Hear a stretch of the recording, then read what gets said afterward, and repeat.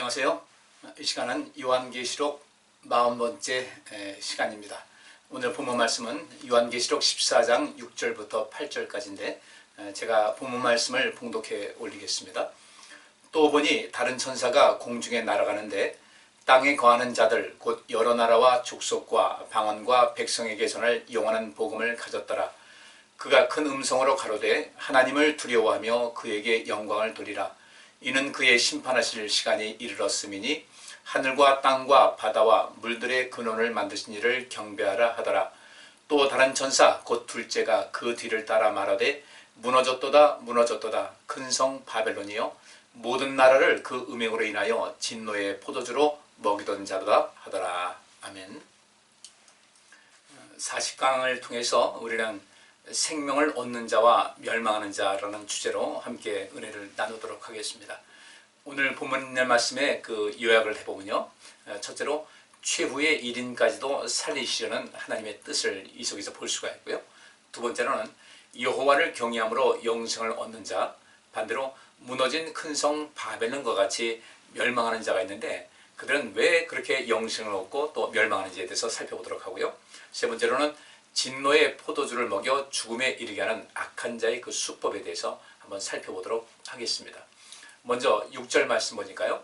또 보니 다른 천사가 공중에 날아가는데 땅에 거하는 자들 곧 여러 나라와 족속과 방언과 백성에게 전할 영원한 복음을 가졌더라 이렇게 말씀을 하고 있습니다. 이것을 현대어 성경에서는 이렇게 번역을 하고 있어요. 나는 또 다른 천사가 하늘을 날아가고 있는 것을 보았습니다.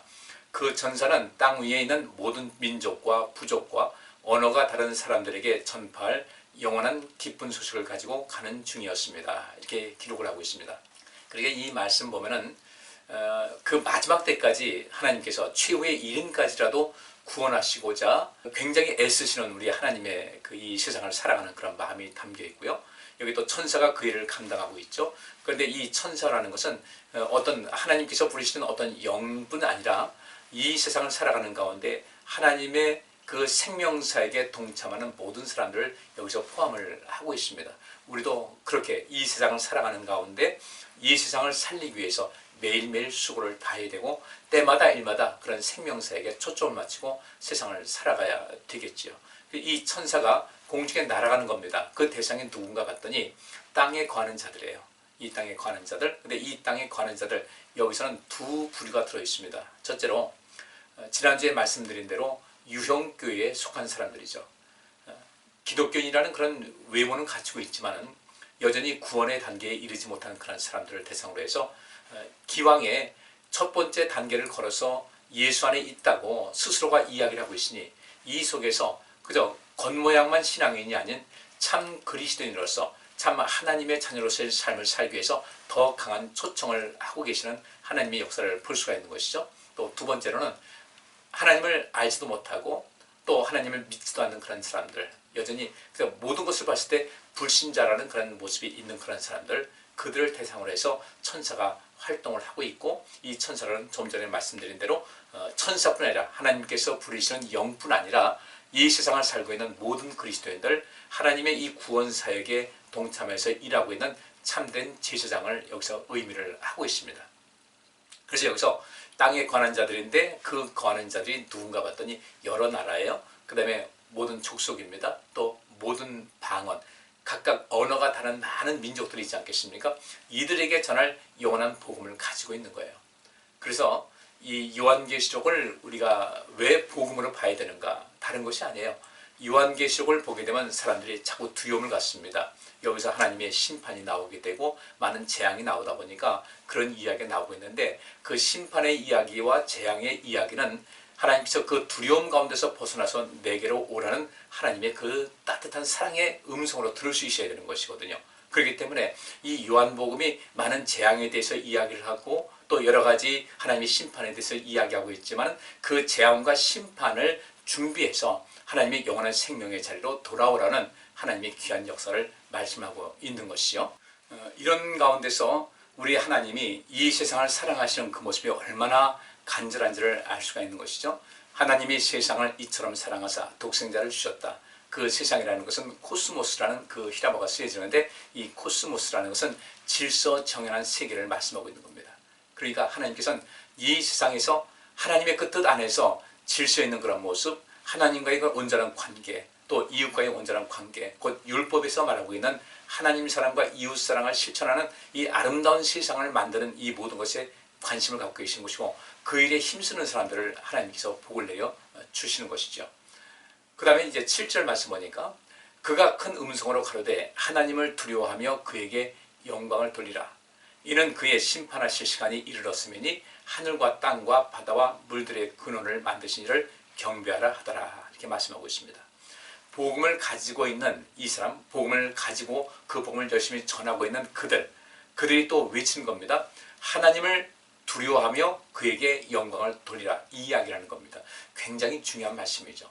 우리가 하나님을 경외한다는 말을 많이 들었지만 이 경외한다는 것이 과연 무엇인가를 우리 인식할 필요가 있어요. 구원받는 사람들은 참 구원을 받아서 무형궤 하나님께서 인정하신 참된 구원에 이른 그 사람들은 여호와 하나님을 진정으로 경외할 줄 아는 사람, 두려워할 줄 아는 사람, 또 하나님께 영광을 돌리며 하나님을 경배할 수 있는 이런 사람을 성경에선 여호와를 경외하는 자라 이렇게 말씀을 하고 있습니다. 그래서 저는 이 시간 통해서 하나님을 경외하는 사람들의 삶의 모습이 무엇인가, 또 하나님을 경외하는 자들에게 하나님께서 주시는 그 상급과 보상과 또 모든 영광은 어떤 것인가를 한번 살펴보도록 하겠습니다. 출애굽기 1장 15절부터 21절에 이런 말씀이 있어요. 애굽 왕이 히브리 산파 십브라라 하는 자와 부하라 하는 자에게 일러 가로되 너희는 히브리 여인을 위하여 조산할 때에 살펴서 남자이든 죽이고 여자이든 그는 살게 두라. 그러나 산파들이 하나님을 두려워하여 애굽 왕의 명을 어기고 남자를 살린지라. 애굽 왕이 산파를 불러서 그들에게 이르되 너희가 어찌 이같이 하여 남자를 살렸느냐. 산파가 바로에게 대답하되 히브리 여인은 애굽 여인과 같지 아니하고 건장하여 산파가 그들에게 이르기 전에 해산하였다이다 하매 하나님이 그 산파들에게 은혜를 베푸시니라. 백성은 생육이 번성하고 힘이 강대하며 산파는 하나님을 경외하였으므로 하나님이 그들의 집을 왕성케 하신지라. 자, 오늘 이 본문 말씀에 여러분 잘 알고 계시죠? 요셉이 애굽을 살렸습니다.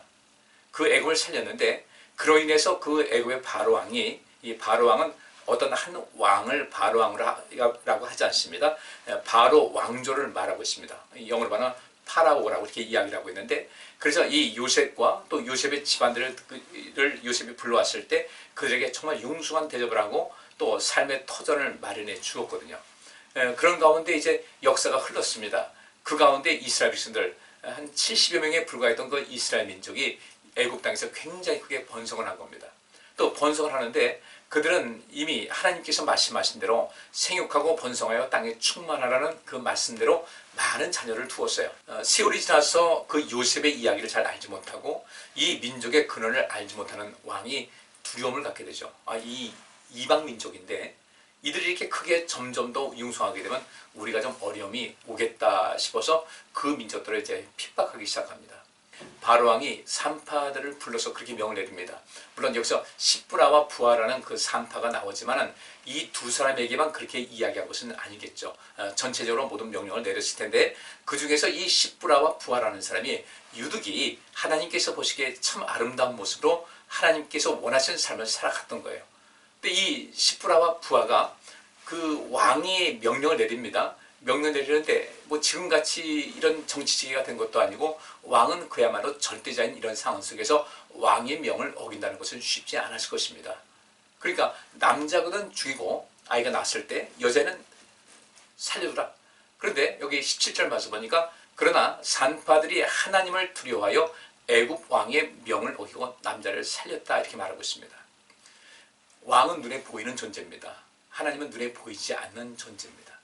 그러나 이 두 산파는 눈에 보이지 않는 그 하나님을 믿었기 때문에 하나님을 더욱더 두려워했던 거예요. 왕은 이 땅에 육신의 생명을 갖고 있기 때문에 얼마 지나면 그 왕의 모든 권한은 끝나지만 하나님은 영원하신 분이시고 그분은 절대자이시고 그분은 온전하시고 선하시고 또 가장 정확한 모든 것을 알았던 거예요. 그래서 이 왕의 명령보다는 하나님을 더 두려워했습니다. 계속 이 두 산파에게는 아이들이 계속 나오게 되니까 왕이 그들을 불러서 이제 추궁을 합니다. 어찌하여 남자를 살렸느냐? 이 산파가 대답하기를, 사실 여기서 그들이 대답한 것은 바른 이야기였어요. 뭐라고 대답합니까? 히브리 여인은 애굽 여인과 같지 않아서 건장하고 또 우리가 이르기 전에 이미 해산을 했는데 이거 어떻게 됐는지 알 수가 없습니다. 사실 하나님께서 주신 복으로 그들은 그렇게 됐습니다. 있는 그대로 이야기를 했지만 실질적으로 산파는 이들을, 그 아이들을 죽일 수가 없었다는 이야기죠. 이렇게 산파들이, 두 산파가 왕에 대해서 대응을 하니까 20절 말씀에 하나님이 그 산파들에게 은혜를 베푸시니라. 백성은 생육이 번성하고 심히 강대하며 산파는 하나님을 경외하심으로 하나님이 그들의 집을 왕성케 하신지라 그랬습니다. 여기서 왕성케 했다는 것은 잘된 것뿐 아니라 그들을 첫째로 안전하게 보호하시고 지켰다는 의미가 담겨 있는 것이죠. 그 숨은 뜻이 담겨 있는 겁니다. 왜 하나님께서 산파들에게 은혜를 베푸셨는가? 그 산파들로 인해서 백성이, 이스라엘 백성이 생육하고 번성하고 심히 강대한 그런 바탕이 됐다는 거예요. 단순하게 이 산파들은 하나님을 두려워해서 자기 몸 보신하려고 그런 것이 아니라 그 일이 하나님께서 원하시는 그 일에 정확하게 부합을 해서 결국 그들로 인해서 백성들이, 이스라엘 백성들이 생육하고 번성하고 심히 강대하게 된 결과를 얻었다는 것이죠. 진정한 하나님의 동반자였어요. 동역자였고, 하나님을 경외한다는 것은 바로 이런 것입니다. 말로만, 겉에 보이는 어떤 모습으로만 하나님을 두려워하는 것이 아니라 모든 삶의 그 양식이 그렇다는 겁니다. 삶의 양식이 하나님께서 보실 때 인정하실 만한 그런 것이에요. 외적으로만 그리스도인이 아니라 그 내면적으로 모든 삶이 하나님 중심으로 인생을 살다 보니까 하나님을 두려워하게 됐고, 하나님을 두려워하는 그런 마음 누구나 가질 수 있지만은 그 두려운 마음이 어떻게 해요? 행동이나 사고나 감정으로 이어지게 됐다는 것이죠. 여호와를 경외한다는 것은 삶의 열매가 있을 때 이 사람이 진정한 하나님을 경외하는 사람이라고 인정을 받게 된다는 사실을 우리가 아셔야 되고, 그 사람들이 영생에 이르게 되고 영원한 영광과 복을 누릴 수가 있게 된다는 겁니다. 시편 25편 12절부터 14절에 보면 이런 말씀이 있습니다. 여호와를 경외하는 자는 누구뇨? 그 택할 길을 저에게 가르치시리로다. 저의 영혼은 평안히 거하고 그 자손은 땅을 상속하리로다. 여호와의 친밀함이 경외하는 자에게 있으며 그 언약을 저희에게 보이시리로다. 이렇게 기록하고 있습니다. 여호와를 경외하는 사람은 누군가? 여호와를 경외하는 사람에게는 하나님께서 그가 택한 길을 저에게 가르칠 것이다. 그가 택한 길, 또 택할 길을 저에게 가르친다는 이 말씀이 담겨 있습니다. 우리 인생은 선택의 연속이죠, 그죠? 그 선택을 어떻게 할 것인가? 순간의 선택. 옛날에 어느 기업에서 그런 그 로고로 광고를 했어요. 순간의 선택이 10년을 좌우한다. 정말 의미 있는 이야기인데, 여호와를 경외하는 자에게는 하나님께서 함께 하셔서 그로 하여금 선택할 길을 가르쳐 주신다는 거죠. 우리가 많이 부족하지 않습니까? 그래서 많이 고민하는 거예요. 이리 갈까 저리 갈까 어떻게 될 것인가. 점쟁이 찾아가는 사람들 다 마찬가지 아니겠어요? 어떻게 해야 될 것인가 자기가 모르니까. 그런데 우리 하나님께서 이렇게 말씀하고 있습니다. 그 택할 길을 저에게 가르치시리로다. 예수님께서 이제 붙잡히시기 전에 이제 그 고난이 임박한 때에 이런 일이 있었죠. 제자들에게 내가 떠날 것이다 했더니 그 제자들이 아우성이 났어요. 이때 예수님께서 뭐라고 하십니까? 내가 가면 또 다른 보혜사가 너에게 임할 것이다. 나를 대신해서 또 다른 보혜사, 너에게 은혜를 주고 너희를 보호할 어떤 존재가 임할 것이다. 어떤 분이 올 것이다. 근데 그가 와서 너희에게 모든 것을 가르쳐 주시고 모든 것을 생각나게 하실 것이다 라고 말씀하고 있습니다. 그러면 성령의 인도하심을 따라간다는 거죠. 또 다른 보혜사는 성령님을 말하고 있는데 그 성령님의 인도하심을 따라 사는 사람들에게 가르쳐 주시고 생각나게 하신다는 거예요. 여기도 마찬가지입니다. 그 택할 길을 하나님께서 누군가에게 가르쳐 주시는데 어떤 사람에게 그 택할 길을 가르쳐 주시는가 봤더니 여호와를 경외하는 자다 이렇게 말씀하고 있어요. 외적으로만 어떤 신앙생활하는 모습을 보이는 것이 아니라 그 내면에서 그 말씀이 그 마음속에 삶을 모든 것을 다 사로잡고 있어 그 말씀대로 순종하고 살아가기 위해서 힘을 다하는 이런 사람들이 여호와를 경외하는 사람이거든요. 근데 이들에게는 택할 길을 가르쳐 주신다는 거예요. 그리고 14절 말씀 보니까 여호와의 친밀함이 경외하는 자에게 있으며 그 언약을 저희에게 보이신다 그랬어요. 하나님께서는 친밀하게 하신다는 겁니다. 하나님의 친밀하심이 여호와를 경외하는 적이 있다. 항상 가까이 하시고 돌보신다는 거죠. 그러다 보니까 그 결과는 무엇입니까? 13절 말씀대로 저희의 영혼은 평안히 거하고 그 자손은 땅을 상속하리로다. 여호와를 경외하는 삶을 살아갈 때 이러한 그 놀라운 열매가 있다는 것을 아시고 우리 힘써 여호와를 경외함을 통하여 안전한 생명지대에 매일매일 살고 영원한 그 영광과 복을 누리시기를 바랍니다. 다음에 이사야서 33장 5절부터 6절까지 보니까요. 여호와께서는 지존하시니 이는 높은 데 거하심이요 공평과 의로 시온에 충만케 하심이라. 너희의 시대에 평안함이 있으며 구원과 지혜와 지식에 풍성할 것이니 여호와를 경외함이 너의 보배니라. 이렇게 말씀하고 있습니다. 여호와를 경외하게 되면은 우리가 하나님을 경외하는 가운데 두려운 마음이 있기 때문에 불의한 것에 치우치는 그런 모든 것이 현저하게 줄어들게 되고 의로운 삶을 살게 되는 것이죠. 그렇게 하다 보니까 6절 말씀대로 너희의 시대에 평안함이 있을 것이다. 구원과 지혜와 지식에 풍성할 것이다.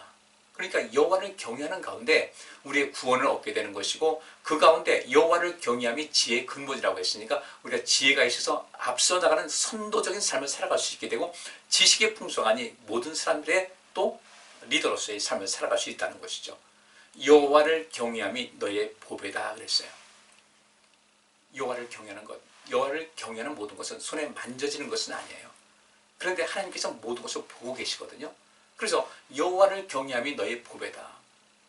예수님께서 이런 비유를 말씀하셨습니다. 어떤 사람이 이제 품꾼으로 가서 이제 그 밭을 가꾸고 돌보고 있는데 거기서 그 땅 속에서 그 밭에서 굉장한 보화를 발견된 거예요. 이때 이 사람은 그 땅을 어쩔 수 없으니까 거기 있을 때는 내 것이 아니다 보니까 그 땅값을 어떻게든 마련해 가지고 땅을 산 겁니다. 그리고 그 보화를 자기 것으로 만든 거예요. 하늘나라는 바로 이런 것이다라고 예수님께서 말씀하셨는데 여러분들 우리 자신이 보배로운 삶을 살기 위해서 우리는 여호와를 경외하는 삶의 힘을 다해야 될 줄 믿습니다. 여호와를 경외함이 그것이 나의 보배다. 그러니까 내 자체가 보화가 된다는 것, 보배가 된다는 것 얼마나 감사한 일이에요. 힘써 여호와를 경외하셔서 그러한 삶이 이어지시기를 주의 이름으로 축복합니다. 그래서 이 천사가 여기 7절 말씀에 있는 대로요. 큰 음성으로 가로되 하나님을 두려워하며 그에게 영광을 돌리라는 것은 우리에게 어떤 신앙의 무거운 짐을 짊어지게 하려는 것이 아니라 그렇게 할 때 하나님의 그 영원한 세계에서 누릴 수 있는 그런 자격과 조건이 채워진다는 것이죠. 이것이 복음인 거예요. 여호와를 경외하라. 하나님을 두려워하고 그에게 영광을 돌리시기 바랍니다. 하나님을 경배하시기 바랍니다. 신앙생활 잘 하시기 바랍니다. 이것은 우리에게 무거운 짐이 아니라 이것이 내 삶 속에 영원함을 어떤 보장해 주는 것이고 하늘나라에서의 영광이 보장되어 주는 것이니까. 그래서 이 요한계시록에서 우리에게 가르치는 것은 바로 그것입니다. 세상적인 것에 마음 뺏기지 말고 하나님을 두려워할 줄 알아라. 하나님을 두려워한다면 그분의 말씀을 자연적으로 지킬 수 있겠죠.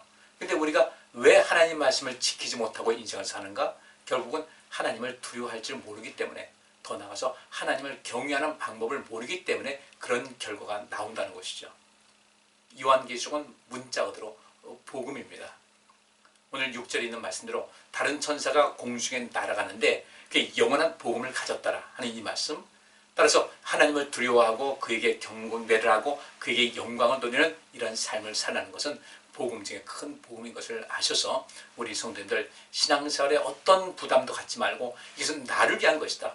나를 위한 그런 삶의 그 모든 그 양식은 하나님을 두려워하고 그 말씀에 순종하고 살아가는 것이다. 바로 이것이 나를 살리는 것이다 라는 것을 꼭 기억하셔서 하나님의 선한 뜻을 이루면서 매일매일 살아가는 우리 성도님들 되시기를 주의 이름으로 축복합니다. 앞에서 우리가 말씀 보지 않았습니까? 이 십부라와 부하라는 이 산파가 여호와를 경외하였으므로 하나님이 그들의 집을 왕성케 하셨다. 요한계시록은 우리에게 바른 길을 알려주고 있습니다. 어떻게 하나님을 믿고 하나님을 섬겨야 될지, 어떻게 세상을 살아가야 될지를 가르쳐주고 있는데 이 모든 가르침을 잘 받으셔서 하나님께서 보시기에 합당한 그런 삶을 매일매일 살아가시기를 주의 이름으로 축복합니다. 자, 오늘 본문 말씀 마지막 절입니다. 8절 보니까 또 다른 천사 곧 둘째가 그 뒤를 따라 말하되 무너졌도다 무너졌도다 큰 성 바벨론이여 모든 나라를 음행으로 인하여 진노의 포도주로 먹이던 자로다 하더라 그랬어요. 이것을 현대어 성경에서는 이렇게 번역을 하고 있습니다. 그때 또 다른 천사가 그 뒤를 따라 날아가면서 말하였습니다. 바벨론이 무너졌다. 큰 도시 바벨론이 무너졌다. 모든 민족들을 현혹하여 부도덕한 행위와 죄의 포도주를 마시게 한 대가이다. 이렇게 말씀하고 있습니다. 여기서 왜 바벨론이 나왔을까? 왜 무너졌도다 무너졌도다 강조하는 것이죠. 한번 무너졌도다 큰 성 바벨론이요 이렇게 쓰면 모르는데 무너졌도다 무너졌도다 큰 성 바벨론이요 이렇게 말하고 있습니다. 여기서 왜 무너졌다라는 것을 강조하고 있을까? 여기서 왜 또 큰 성 바벨론이 나오는 것일까? 여러분들 이스라엘 백성들에게는요 이 바벨론이라는 나라 그들에게 굉장한 트라우마를 남긴 나라죠. 우리도 이 나라 우리나라를 짓밟았던 일본이라는 나라 있죠. 그래서 일본에 대한 그 감정이 좋지 않아요. 물론 우리가 약했기 때문에 우리가 준비하지 않았기 때문에 그렇게 36년이라는 그 긴 세월을 너무도 고통스럽게 살았던 세대들이 있었지만 어쨌든 약자를 돌봐야 되는데 약자를 침탈한 이 모든 것에 대해서는 하나님께서 심판할 것이고 또 그 모든 상황 속에서 우리는 또 돌봐야 할 것은 약하니까 이렇게 되더라는 거죠. 자, 이스라엘 백성도 바벨론에 의해서 나라가 사라졌습니다. 민족은 남았고 또 그들의 언어는 남았고 해서 오랜 세월 후에 그들이 다시 그 나라를 세운 위대한 일을 하긴 했지만 왜 그들이 무너졌을까? 결국은 이 바벨론이라는 그 나라가 이스라엘 백성들을 이기게 된 것은 하나님의 허락 없이는 안 됐다는 것이죠. 하나님의 허락하에서 된 거예요. 하나님께서는 이 바벨론을 통해서 이스라엘 백성들에게 계속해서 경고의 메시지를 주고 돌아오게 했는데 그들은 돌이키지 않은 것이죠. 자, 여기 본문 말씀대로 무너졌도다 무너졌도다 큰 성 바벨론이요 모든 나라를 그 음행으로 인하여 진노의 포도주로 먹이던 자다. 이스라엘이라는 이 나라가 망하게 된 것은 결국은 그 진노의 포도주를 마신 것이거든요. 하나님께서 마시게 한 것이 아니라 그 바벨론이 모든 나라를 그 음행으로 인하여 진노의 포도주로 먹였다 이거예요. 그럼 이 속에서 과연 이스라엘이라는 그 나라가 그 백성들이 어떻게 했길래 이런 진노의 포도주를 마실 수밖에 없을까? 모든 나라를 그 음행으로 인하여 그 음행이라는 그런 과정을 통해서 그들에게 진노의 포도주를 먹였다 이거예요. 그래서 그 나라가 망했습니다. 그러면 그 나라가 망한 이유를 알게 되겠죠. 하나님께서 왜 그 열매로서 가장 우선적으로 사랑하셨던 그 첫 번째 제사장으로서 그들을 하나님의 제사장으로 삼으셨는데 왜 그들이 그렇게 많은 심판과 괴로움을 당했을까? 결국 그들은 그 음행 때문에 그렇게 됐다는 겁니다. 그 음행이 무엇입니까? 하나님께서 그들을 사랑하셔서 그들을 첫 열매로 이 세상을 구원하실 때 그 같이 동역하자는 그런 첫 열매로 택하셨고 그들을 제사장 나라로 삼으셨고 그에게 굉장한 은혜를 베풀어 주셨는데 그들이 하나님을 떠나서 그 마음이 하나님과 멀어진 거예요. 그래서 이 성경에서 나오고 있는 음행의 그 대부분의 그 내용은 육적인 음행뿐 아니라 이 속에서는 하나님을 배반한 자에 대해서 모두 음행이라고 말씀을 하고 있는 것이죠. 그래서 이 바벨론이라는 이 나라를 그들을 도구를 써서 이스라엘 백성들 너희가 나를 떠나니 이런 문제가 있다. 다시 내게로 돌아오라는 사인이었거든요. 그런데 그들은 하나님께 돌아오질 않았어요. 왜곡된 신앙을 가지고 있었죠. 자기들은 하나님을 잘 섬긴다고 그렇게 확신하고 있었던 거예요. 쓸데없는 확신이었죠. 하나님께서는 그것이 아닌데. 그래서 하나님께서는 여러 선지자를 통해서 너희는 지금 잘못된 길을 가고 있다라고 그렇게 많이 말씀하셨음에도 불구하고 그들은 하나님의 말씀을 듣질 않았어요. 자기에게 무슨 문제가 있냐? 우리에게 뭔 문제가 있다고 이런 어려움이 있는 것이냐? 그러니까 마지막까지 예레미야는 이것이 하나님의 징계의 과정이니까 하나님께로 돌아오게 되면 이 바벨론에서 벗어날 수 있다라고 계속해서 외쳤지만은 오히려 이스라엘 백성들은 그 말을 듣지 않고 오히려 핍박을 하고 그를 죽이려고 그렇게 애를 썼던 것이죠. 그래서 이 이스라엘 백성들에게 이 바벨론이라는 나라는 그냥 옛날에 있었던 강대국이 아니라 우리 민족이 이렇게 처참한 상태에 이르게 한 그런 장본인이다. 그런 트라우마가 있었고 결국 그 나라가 그 예레미야 선지자의 말대로 나라가 망했을 때 그들은 이제 비로소 하나님의 뜻을 조금씩 알게 되었죠. 그래서 그 남은 자들에 의해서 다시금 이 신앙이 재건이 되었고 복원이 되었고 예수님께까지 이어지게 됐고 예수님의 제자들, 소수의 제자들을 통해서 온 세상에 복음이 전파된 이런 결과를 가져오게 됐는데요. 그래서 여기서 무너졌도다 큰 성 바벨론이여 라고 했을 때 이 말씀을 들었을 때 이스라엘 백성들 귀가 번쩍 뜨였겠죠. 여긴 진짜 무엇인가가 있다. 하나님의 손길이 있다. 특별히 그 당시 이 요한계시록 그 서신을 받아들이는 이 모든 사람들은 누가 받아들이겠습니까? 하나님 믿고 예수 그리스도를 믿는 사람들이겠죠. 그 큰 성 바벨론이 무너졌다는 이런 모든 것이 예수 그리스도께서 하나님의 아들로서 또 메시아로서 이 땅에 오셔서 모든 행하신 행적을 봤을 때 이 큰 성 바벨론이 무너졌다는 것을 알게 된 겁니다. 우리도 하나님께서는 이 악의 무리를 반드시 심판하시거든요. 사단의 권세 역시 마찬가지고. 그러니까 우리는 두려워할 필요가 없다는 겁니다. 귀신을 내쫓으려고 애쓰고 그렇게 하지 말고, 여러분, 귀신은요 예수님께서 그냥 무시해버리셨어요. 아무것도 아닌 존재니까. 우리도 그런 것이 해야 되는데 귀신하면 괜히 무서워가지고 그러는 거예요. 죽은 사람이 어떤 귀신이 된다 해가지고 그렇게 존재하지도 않는 그런 귀신. 여러분, 귀신은 사단의 부하들 아니겠습니까? 타락한 천사들의 무리예요. 이들이 온갖 그 사람들의 그 마음을 휘잡아가지고 쓸데없는 두려움을 갖게 하고, 우리가 지금 이 세상 많은 사람들이 알고 있는 그 귀신, 이런 모든 개념으로 사람들을 마음을 빼앗는 것이거든요. 우리는 이 속에서 우리의 삶을 바르게 살아갈 필요가 있습니다. 이제 여기 이 18절 말씀을 통해서 제가 여러분에게 좀 드리고 싶은 이 말씀은 큰 성 바벨론이 무엇일까?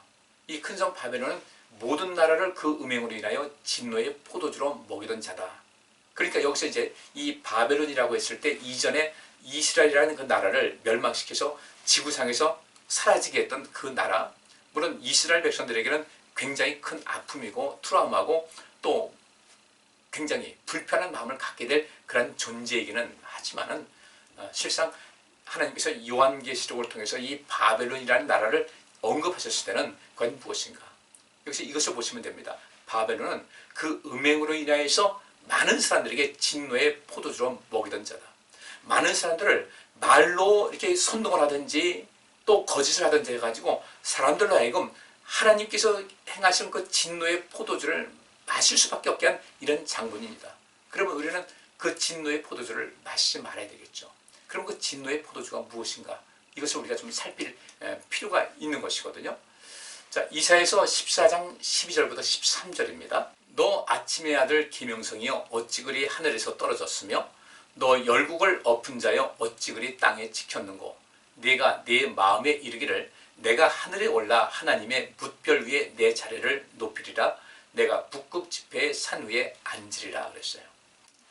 여기서 이 계명성이라는 것은 헬렐이라는 그 히브리어가 쓰여졌는데요. 이 뜻은 빛을 번쩍이다, 빛나다, 찬란하다 라는 뜻을 가진 할랄에서 파생된 언어예요. 문자적으로는 빛나는 자, 찬란한 자라는 의미인데 이 헬렐은 비길 데 없이 밝다는 이유로 새벽별은 금성, 우리가 샛별이라고 이야기하죠. 거기에 적용을 했습니다. 그러니까 여기서 아침의 아들 계명성이라고 얘기했을 때 사단의 존재를 이렇게 비유를 하고 있습니다. 하나님의 그 청지기로서 모든 권세를 주셨는데 이가 타락을 한 거예요. 창조주 하나님을 반역을 하고 내가 그 별 위에 하나님의 뭇별 위에 내 자리를 높이리라 하면서 그런 일을 행했던 겁니다. 모세 시대에 고라와 함께 하나님의 어떤 그 일을 반역을 하고 또 높은 자리에 오르려고 했던 그들과 마찬가지가 되겠죠.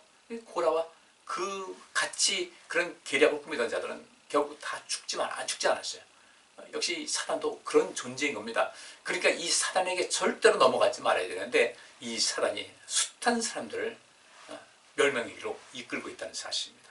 과거에도 그렇고 지금도 그러고요.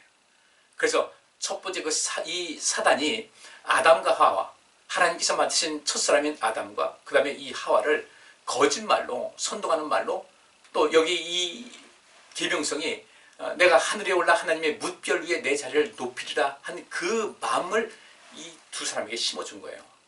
이 선과 악을 알게 하는 나무의 실과를 먹으면 너희 눈이 밝아져 하나님과 같이 된다. 똑같은 이야기죠. 패턴이 그래요.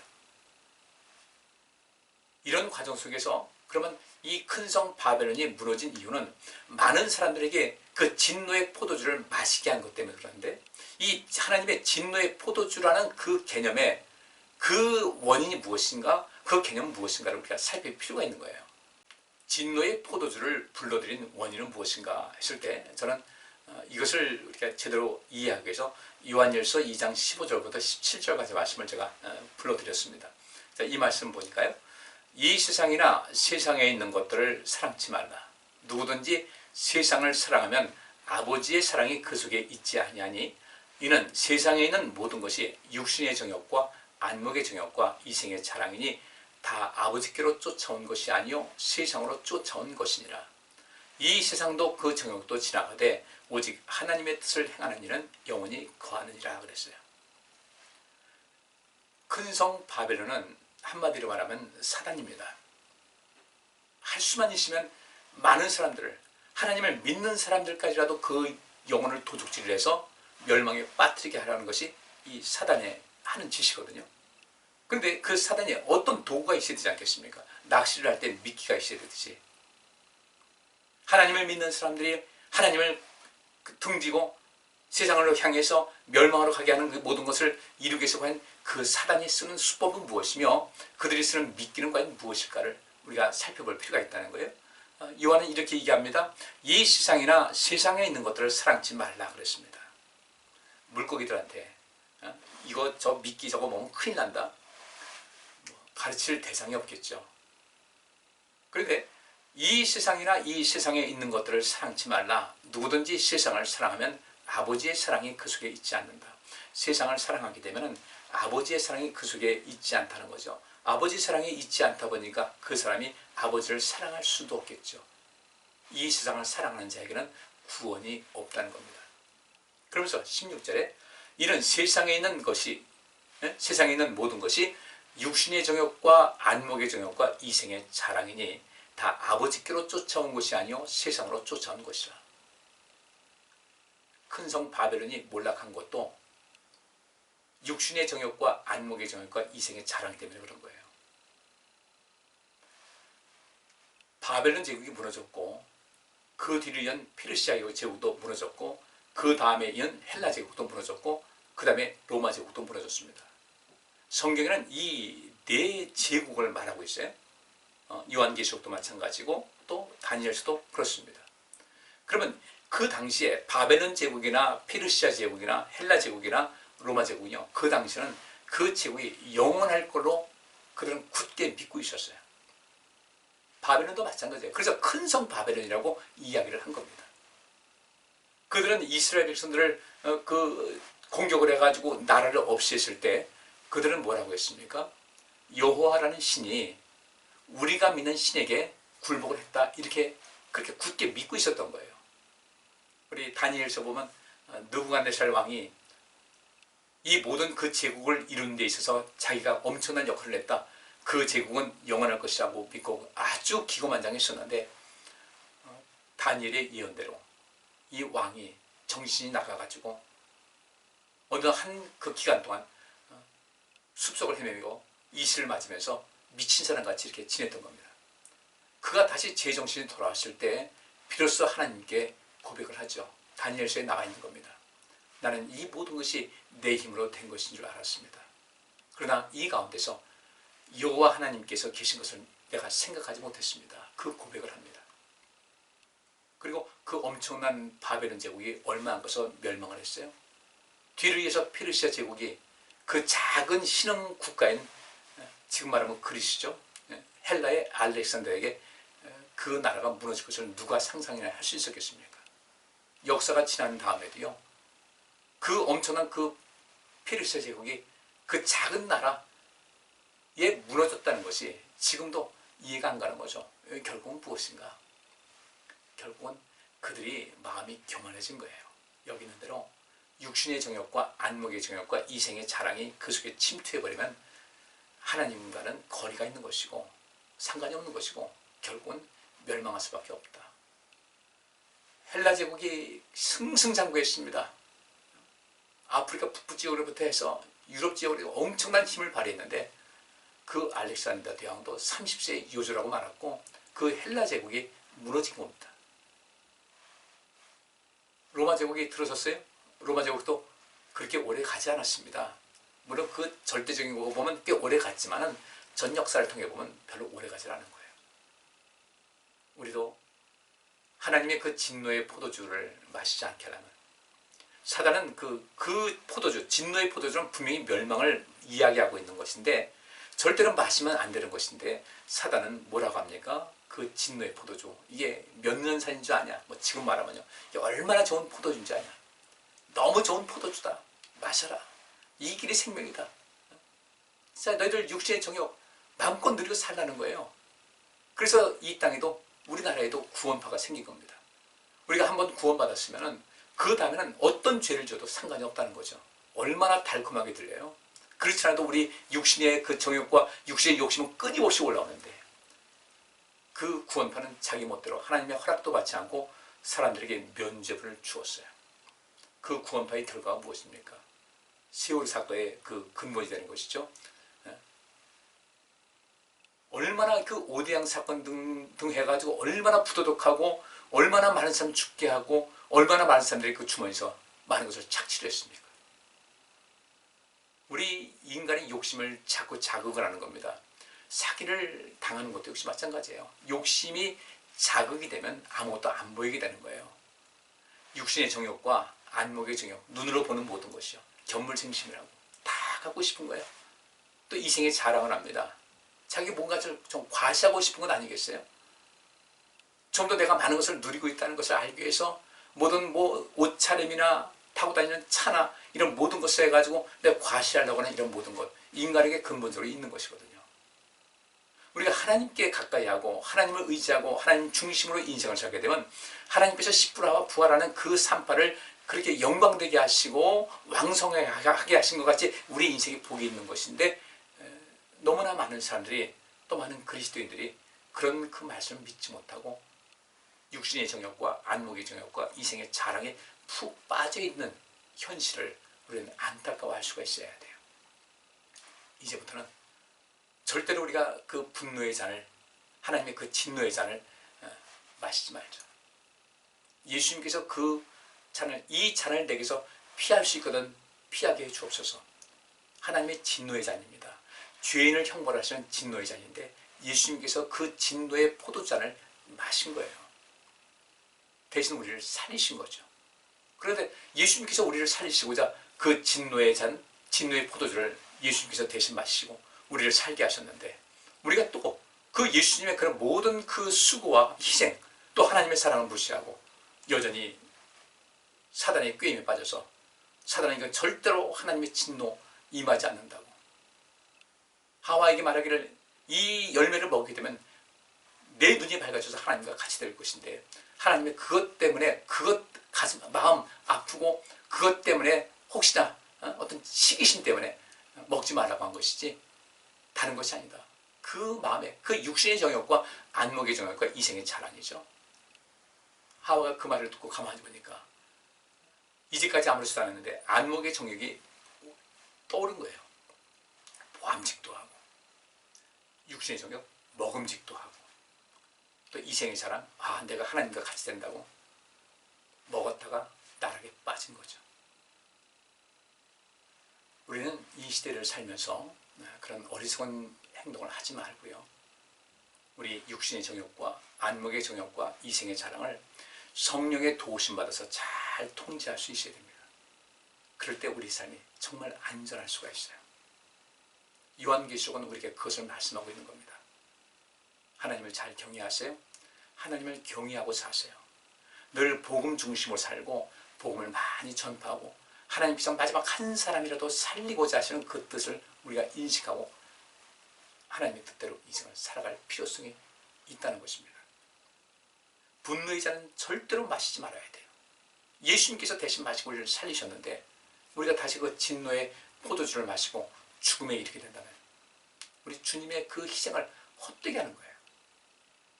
바르게 인생 사시고 믿음으로 사시어서 하나님의 선한 뜻을 이루시고 늘 복된 그리고 안전한 인생 길을 영원토록 걸어가시기를 주의 이름으로 축복합니다. 기도합니다. 하나님께서는 우리를 살리시고자 이렇게 아들이신 예수님을 이 땅에 보내셔서 우리가 마셔서 또 죽을 수밖에 없는 그 진노의 포도주를 대신 마시게 하시고 우리를 살리셨는데, 우리는 이렇게 하나님을 믿는다고 하면서도 혹시라도 외형적으로는 하나님 믿는 것이지만 실제로 내 안에는 하나님의 사랑이 존재하지 않는 이런 상황이라면 심각한 것인데, 우리 자신을 잘 돌아봐서 하나님의 사랑이 우리 안에 머물 수 있도록 하나님 말씀을 따르고 하나님을 경외하는 삶을 힘있게 살아가게 하여 주옵소서. 예수 그리스도 이름으로 기도하옵나이다. 아멘. 오늘 여기까지 하겠습니다. 감사합니다.